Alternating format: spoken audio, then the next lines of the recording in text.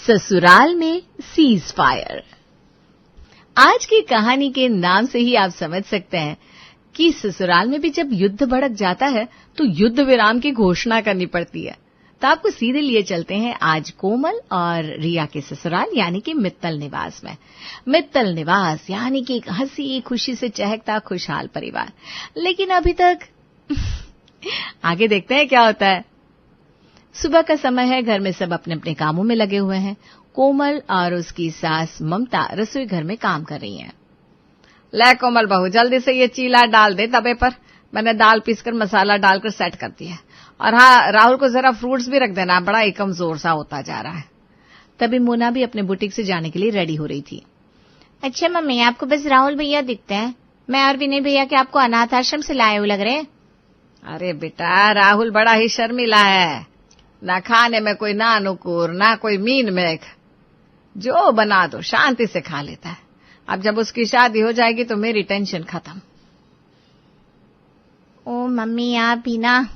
आज से मैं भी बस आपके हाथों से ही खाना खाऊंगी। जब मैं छोटी थी तो सब प्यार करते थे, लेकिन अब। अरे मेरी लाडो क्यों रो रही है? जरा बाहर तो आ, मैं सुनूं तेरी परेशानी।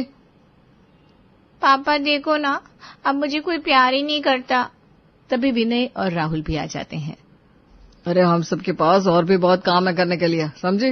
और तुम कब तक छोटी बनी रहोगी? अच्छा, बहुत हुआ। लो सब अपना अपना नाश्ता लो, खाओ पियो और काम पर जाओ। और हाँ बेटा राहुल, वो सिंगल आंटी का सुबह सुबह ना तीसरी बार फोन आया है। अब बता दो कब चलना है लड़की देखने? हाँ बेटा, देख ले और सब सही लगे तो बात फाइनल कर। कब तक यूं ही टालता रहेगा? ठीक है पापा, मुझे थोड़ा और समय दे दो। मैं बस अगले हफ्ते ही फ्री होकर आपको बताता हूँ। अभी ऑफिस में बहुत काम है। तभी कोमल भी वहां आ जाती है। हाँ पापा जी, मैंने भी तो भैया के लिए अपनी बुआ की बेटी बताई थी। उसके लिए भी भैया ने कोई जवाब नहीं दिया। आखिर भैया को लड़की में चाहिए क्या? कोमल बेटा देखो, हम तुम्हारा दिल दुखाना नहीं चाहते, लेकिन हम नहीं चाहते कि एक ही घर में दो बहनें आए। अगर मैं अपना तजुर्बा बताऊं तो ऐसे रिश्ते बहुत ही कम अच्छे से चलते हैं। भाभी, वैसे भी मुझे जॉब ओरिएंटेड गर्ल चाहिए। मेरी फर्स्ट प्रायोरिटी वही है। मुझे रूप रंग से कोई ज्यादा फर्क नहीं पड़ता। धीरे धीरे एक हफ्ता भी निकल जाता है। फिर राहुल अपने मम्मी पापा भाई भाभी संग सावली सलोनी रिया को देखने जाता है। हमें तो आपकी बेटी बहुत ज्यादा पसंद है। बस लड़के लड़की आपस में बात कर ले, एक दूसरे को समझ ले। हाँ, बच्चे एक दूसरे को समझ ले, इससे ज्यादा और कुछ नहीं चाहिए। अब राहुल और रिया को एक साथ एक कमरे में छोड़ दिया जाता है। बैठिए ना राहुल जी। आप बैठिए ना, पहले लेडीज फर्स्ट। अरे वाह, अभी तक तो मैंने आपकी तारीफ सुनी थी, लेकिन आप तो वाकई में बहुत समझदार हैं। Thank you. मुझे भी आप बहुत पसंद आई। मुझे अपनी जीवन संगिनी के रूप में ऐसी ही लड़की चाहिए जो टॉकेटिव हो, क्योंकि मैं ना बहुत कम बोलता हूँ। अब दोनों ही कम बोलने वाले हुए तो फिर काम कैसे चलेगा? अच्छा, वैसे मुझे बात करना बहुत अच्छा लगता है। अपनी बातों के बाद अब राहुल और रिया भी रिश्ते के लिए हामी भर देते हैं और मित्तल निवास की छोटी बहू बनकर रिया आ जाती है घर, जिसे सबका बड़ा ही लाड दुलार मिल रहा था। आखिर रिया भी तो प्यारी सी थी, लेकिन कोई तो था जिसकी आंखों में ये सब खट खट खटक रहा था। भाभी क्या हुआ, आपको नींद आ रही है क्या? हाँ यार रिया, अब क्या करूं, बबलू भी रात में ठीक से सोने नहीं देता। उस पर भी सुबह जल्दी जागकर बैठ जाता है। नींद पूरी कहाँ होती है मेरी। हाँ भाभी, आपकी ये बात एकदम सही है, मैं समझ सकती हूँ। मेरी भाभी भी ना ऐसे ही परेशान हो जाती थी जब मेरा सोनू छूटा था। भाभी को बाद में नींद पूरी करने के लिए हम लोग कह देते थे। आय हाय, क्या ही रपचिक आइडिया दिया है देवरानी जी ने, मजा ही आ गया। हाँ रिया, तुम बिल्कुल सही कह रही हो, मैं भी ना बहुत थक जाती हूँ। तभी कोमल वहीं बोलते बोलते किचन में लुढ़क जाती है। अरे रे भाभी, क्या हुआ आपको? मम्मी जी जल्दी से आइए। घर के बाकी के लोग भागते हुए रसोई की तरफ आते हैं और कोमल को उठाते हैं और अपने फैमिली डॉक्टर को बुलाते हैं। वैसे कोई खास बात तो नहीं लग रही। थकान या नींद पूरी ना होने के कारण ऐसा कभी कभी हो जाता है। बाकी मैं कुछ रूटीन चेकअप के लिए लिख देता हूँ। एक बार कराकर विनय से कह देना कि मुझसे चेक करा ले। ये तो मजा ही आ गया कोमल, क्या ही मस्त सेवा हो रही है। अब क्या, आए दिन बस कोमल का एक रट रटाया गाना कि बबलू ने सोने नहीं दिया, आज बबलू ने पूरी रात जगाया। अब इधर रिया भी परेशान रहने लगी। फिर एक दिन ऑफिस जाते हुए रिया सबके लिए लंच तैयार कर रही थी। गर्मी भी अपने पीक पर थी। भाभी, मैंने सबके लिए दाल चावल सब्जी बना दी है और आटा भी लगा कर रख दिया है। मेरी ऑफिस में आज मीटिंग है, इसके लिए प्रिपरेशन करनी है, तो आप सबके लिए फुलके बना देना प्लीज। लेकिन रिया, मेरा तो बच्चा छोटा है, मैं कैसे ये सारा काम कर पाऊंगी? तुम तो समझदार हो, तुमसे मुझे ये उम्मीद नहीं थी। तभी मोना किचन में आती है। क्या भाभी, किसको किससे क्या उम्मीद नहीं थी? बड़े ही फिल्मी से डायलॉग चल रहे हैं रसोई में। जस्ट लाइक एकता कपूर की डेली सोप। दीदी देखो ना, आज रिया बिजी है तो आप हैंडल कर लेना ना। बबलू भी छोटा है, मैं कैसे सबके लिए फुलके बनाऊंगी? ठीक है भाभी, मैं मैनेज कर लूंगी। मैं आज बुटीक लेट चली जाऊंगी, कोई नहीं। रिया भाभी, आप ऑफिस के लिए निकलो, जाओ।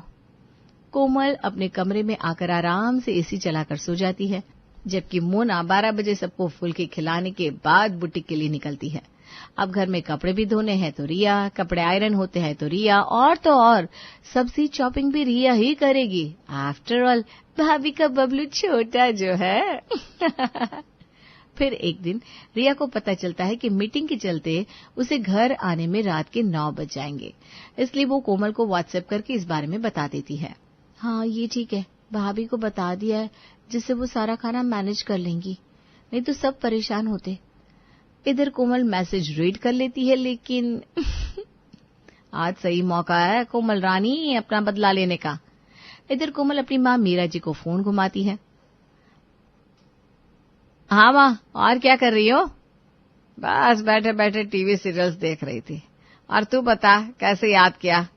माँ, अपनी जिंदगी तो मौज में कट रही है। सारा काम देवरानी करती है, मैं तो बस अपने बबलू को संभालती हूँ। आखिर उसका भी तो इतना बड़ा काम है ना माँ। बात सही है बेटा, ठीक है, बस ऐसे ही लगी रहे अपने मिशन पर। आज तो होगा घर में तांडव। आज मैडम घर 9 बजे तक आएंगी और मैं। तभी सास ममता की आवाज आती है। अरे कोमल बहू, कहाँ हो? जरा एक कप चाय ही बना दो, बड़े जोरों की भूख लग रही है। पता नहीं रिया कहाँ रह गई। कोमल जल्दी से बबलू के कपड़े निकालकर मालिश करने बैठ जाती है। पता नहीं मम्मी जी, रिया को तो बस ऐसे ही सब रहता है, उसे समझ में नहीं आता। अब मैं बबलू की तेल मालिश कर रही हूँ, चाय ना जरा आप ही देख लो, और मुझे भी दे दो मम्मी जी, बड़ी जोरों की भूख लग रही है। अब कमरे में से ही जोर जोर से चिल्लाकर कोमल ने अपनी बात खत्म कर दी। ना कोमल बाहर आई, ना ही चाय बनाई। अब घड़ी का कांटा 8 बजाने लगा और एक एक करके सब घर में आ गए। अरे भाई, भूख लग रही है, लेकिन आज तो किचन में कोई दिख नहीं रहा। रिया कहाँ है? राहुल खाना क्यों नहीं बना अभी तक? भैया, रिया ने तो मुझे कुछ नहीं बताया, रुको मैं कॉल करता हूँ। हाँ भाई, ये रिया कहाँ रह गई? आज सब भूख है। कोमल, तुम ही देख लो ना आज का खाना, अगर रिया नहीं है तो। हाय देवर जी, और ले लो जॉब ओरिएंटेड गर्ल। कहा था ना मेरी बुआ की बेटी से कर लो शादी, लेकिन नहीं माने। I am enjoying. माँ, कोमल कैसे बनाएगी? ये काम तो रिया का है ना। वैसे भी उसके लिए तो बबलू का ही काम इतना हो जाता है। ये सब बहस करते करते घड़ी में 9 बज जाते हैं। तब तक रिया आ जाती है। अरे, आज तो सब एक साथ बैठकर गपशप मार रहे हैं। गपशप नहीं मार रहे रिया, ये तो तुमको भी अच्छे से पता होगा कि खाना बनाने की ड्यूटी तुम्हारी है, तो तुम्हें ऑफिस से लेट नहीं आना चाहिए था। यहाँ सबका भूख से बुरा हाल है। अगर तुम लेट भी थी तो तुमको किसी न किसी को इन्फॉर्म करना चाहिए था। विनय गुस्से में भड़कते हुए एक सांस में ही अपनी सारी बात कह गया और रिया बस पूरे घर का चेहरा देखती रह गई। भैया, लेकिन मैंने भाभी को शाम 4 बजे ही मैसेज कर दिया था कि आज मैं लेट हो जाऊंगी। भाभी, आपने किसी को बताया नहीं? नहीं तो रिया, मैंने तो तुम्हारा कोई मैसेज देखा ही नहीं। कब किया तुमने मैसेज? ये देखिए भाभी, मैंने आपको व्हाट्सएप पर मैसेज किया है। ओ रिया, तुम्हारी बात ठीक है, लेकिन ये बबलू भी ना अब हाथ से फोन छीनने की कोशिश करता रहता है। हो सकता है इसी ने क्लिक किया हो। मैं अगर देखती ना तो मैं सबसे पहले ही सबको बताती। चलो अच्छा, कोई बात नहीं, जो हुआ सो हुआ, इसे इश्यू ना बनाओ। अब खाना बनाने की तैयारी करो। हाँ भाई, सबका हाल भूख के मारे बेहाल है। अब रात के 9 बजे रिया को उम्मीद थी कि सब लोग खाना बनाने में उसकी मदद करेंगे, लेकिन ये क्या, अब तो खाना बनाना पड़ेगा कोमल जी। कुछ कर कुछ याद आया। हाँ, याद आया ना एकता कपूर के सीरियल से। तभी कोमल अपने गोद में लिए हुए बेटे को नोच लेती है और बबलू जोर जोर से रोने लगता है। अरे ठीक है कोमल, तू जा उसे कमरे में ले जा, बबलू को शायद गर्मी लग रही है, उसे दूध पिलाकर सुला दे। हाँ मम्मी जी, मुझे भी यही लग रहा है। रिया जरा बबलू के लिए दूध बना दो। रिया के पास जी भाभी कहने के अलावा कोई चारा ही नहीं था। ये सब माजरा रिया और कोमल की ननद मोना देख रही थी। वो रिया की शक्ल देखकर समझ गई थी कि कभी न थकने वाली रिया आज किसी की हेल्प चाह रही थी। चलो भाभी, मैं आपकी हेल्प करवाती हूँ। आओ फटाफट से फुल्की बनाते हैं, मैं आटा लगाती हूँ, तब तक आप आलू टमाटर की सब्जी बनने को रख दो बस। दीदी थैंक यू सो मच, आज आपने मेरी प्रॉब्लम समझी। अरे भाभी आप भी ना, चलो फटाफट काम निपटाते हैं, फिर एक साथ बैठकर खाएंगे। सब जैसे ही खाने के टेबल पर आते हैं वैसे ही विनय और कोमल भी आ जाते हैं। लाओ लाओ भाई, बड़े जोर की भूख लगी है। रिया क्या बनाया है आज खाने में? अरे ये क्या, बस एक सब्जी और रायता। रिया पूरे दिन में तुम्हें काम ही क्या होता है, खाना और ऑफिस, तो इसके अलावा घर के छोटे मोटे काम तुम ठीक से नहीं कर पाती क्या? विनय के मुंह से ये बात सुनकर रिया की आंखों से आंसू बहने लगते हैं और कोमल वो मंद मंद मुस्कुरा रही थी। भैया, रिया के आने के बाद मैंने एक भी दिन भाभी को खाना बनाते नहीं देखा। ऐसा भी बच्चे का क्या काम है कि भाभी दाल का कुकर भी नहीं चढ़ा सकती है? राहुल, तुम छोटे हो, तुम्हें बीच में नहीं बोलना चाहिए। बस बेटा, विनय राहुल कुछ गलत नहीं कह रहा है। रिया के आने के पहले तो बबलू और भी छोटा था, लेकिन कोमल ममता की मदद से घर के सारे काम किया करती थी। लेकिन रिया के आते ही उसे जाने क्या हो गया है। अरे ठीक है ना, कोई बात नहीं, अगर रिया थोड़ा सा काम और कर लेगी तो घिस तो नहीं जाएगी। अभी कोमल का बच्चा छोटा है। माँ लेकिन थोड़ा सा ज्यादा काम नहीं, बल्कि अब तो मैं खुद रिया भाभी को पूरे दिन काम करते देखती हूँ। वो दोनों टाइम का खाना बनाती है, ऑफिस भी जाती है और बाकी के काम भी उन्हीं के हिस्से में है। हाँ, तो ऑफिस में कौन सा पहाड़ तोड़ने का काम होता है भाई, आराम से कुर्सी पर बैठकर काम करना होता है।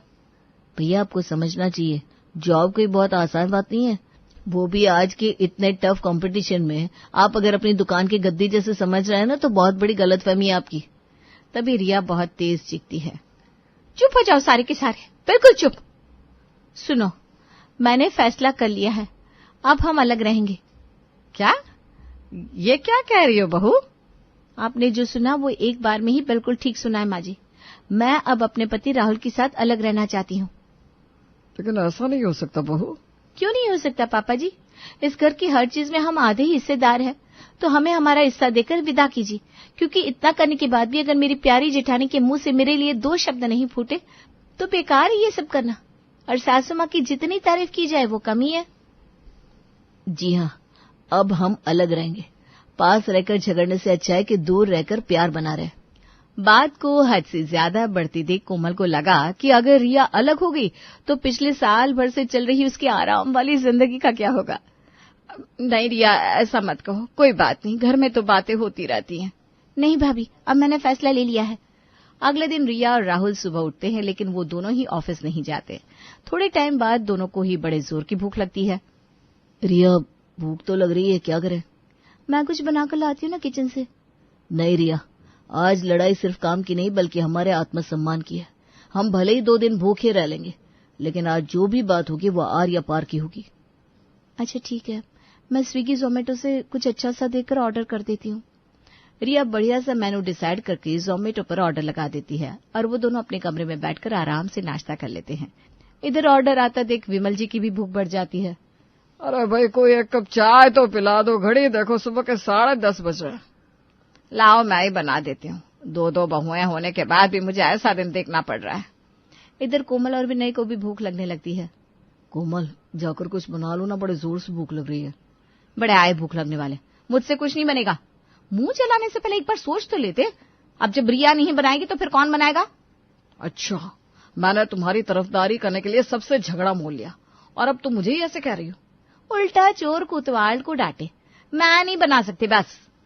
ठीक है, मैं अभी बाहर से कुछ पैक करा कर ले आता हूँ। उधर मोना भी किचन में जाकर अपने लिए फ्रूट्स और सलाद काट कर आराम से अपने रूम में बैठकर खा लेती है। मित्तल निवास आज एक घर न लगकर होटल ज्यादा लग रहा था, जहां पर सब अपने अपने रूम में बैठकर अपने मनपसंद के खाने का आनंद ले रहे थे। सुबह से शाम बीत जाती है, लेकिन घर की रसोई में कोई भी हलचल नहीं होती। तभी दरवाजे पर दस्तक होती है। पप्पू, कहाँ है ओ पप्पू? देख, तेरी बुआ आई तुझसे मिलने। ये आवाज विमल और ममता के कानों में भी जा पहुंचती है। ममता, ये आवाज तो बुआ जी की लग रही है। आप बिल्कुल सही कह रहे हैं, ये आवाज उर्मिला बुआ जी की है। आओ चलो देखते हैं। अरे बुआ जी, आज इतने सालों बाद आप अचानक से? अरे अब तुम लोग याद नहीं करोगे तो फिर बुआ को ही याद करना पड़ेगा ना। कभी तो खैर खबर ले लिया करो कि बुआ जिंदा है या मर गई। और मेरे प्यारे पोते पोतिया कहाँ है? कोई दिख नहीं रहा। घर तो जैसे वीराना सा लग रहा है। कहीं गए हैं क्या? बुआ जी, आपको तो पता ही है, राहुल की शादी हो गई पिछले साल। उसकी शादी में आप नहीं आ पाए थे ना। और विनय के पास तो आपको पता है एक बच्चा भी है। बस अब हम लोग मोना की शादी के लिए एक अच्छा सा घर देख रहे हैं। आप बताओ कोई बढ़िया सा घर।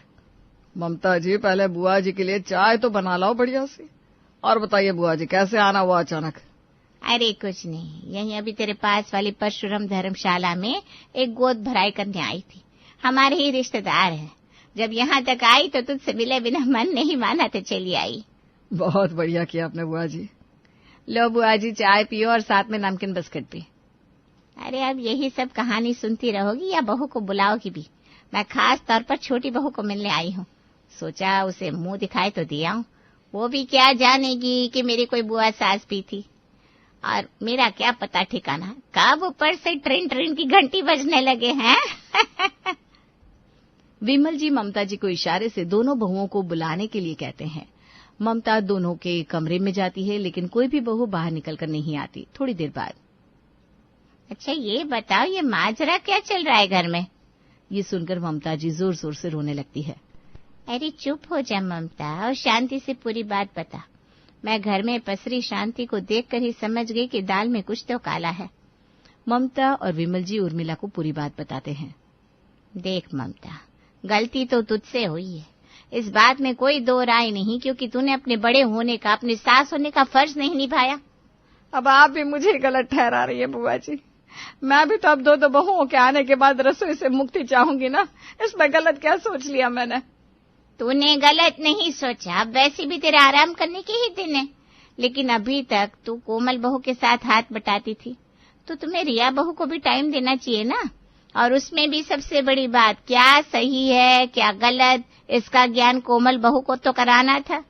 देख ममता, बच्चे दुनिया में सबके होते हैं, हमारे भी हुए हैं। आजकल तो लड़कियां नौकरी के साथ साथ बच्चे भी पालती है, समझ रही है ना? वही मेरा भी तो कहना था बुआ जी। अकेले पूरा दिन आप बच्चे को ही पकड़ोगे तो घर का काम कौन करेगा? फिर झगड़ा तो निश्चित है। अब क्या करें ये बताइए बुआ जी आप। देख ममता, ये बात तो 16 आने सच है कि जब रिश्तों का धागा एक बार टूट जाए तो जोड़ने पर वहां गांठ ही आ जाती है। इसलिए उससे धागे का टूटे रहना ही बेहतर है। अब अगर बच्चे अलग रहना चाहते हैं तो उन्हें अलग कर देना बेहतर है, जिससे कभी कभी मिलेंगे तो उनके बीच प्यार भी रहेगा और एक दूसरे के प्रति सम्मान भी। फिर बुआ सबको साथ में बिठाकर अच्छे से समझाती है और सब अलग अलग रहने लगते हैं। फिर एक सुबह, हाय मेरा तो काम के मारे हाल भी हाल हो गया है भगवान। अगर मैं रिया को थोड़ी मदद ही करा लेती तो ये दिन देखना नहीं पड़ता। हाय काम मैंने अपने ही पैर पर कुल्हाड़ी मार ली। ले बबलू बेटा, चीला खा ले।